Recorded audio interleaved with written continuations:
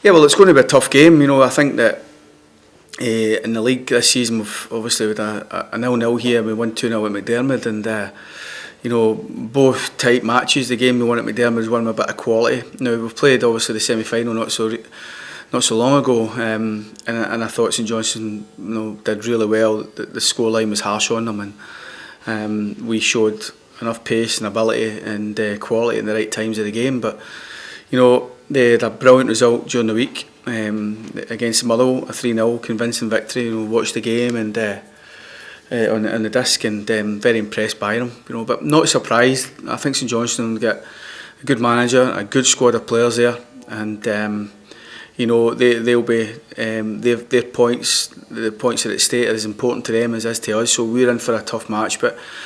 I think it's important that we try and take the confidence from beating Celtic the other night. I think the boys are in good, fine fettle and they're in good spirits, as you would imagine from that.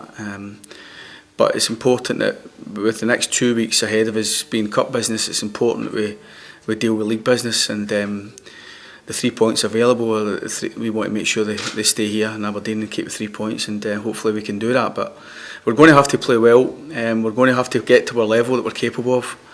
And St Johnstone, as we're well aware, have got players that can hurt you, and full focus, full concentration, as you suggested in your question.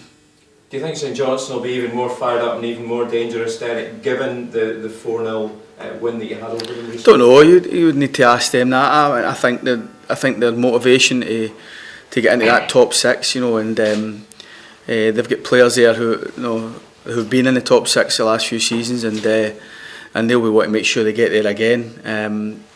I think their motivation to come here and beat us will be there anyway, regardless of what happened in the semi-final. But it might be an added incentive. But we fully expect a tough match. I've got a lot of respect for a lot of their players and St Johnstone's a club, and I think it's going to be a big ask from everybody here. We're going to have to make sure we're at it tomorrow.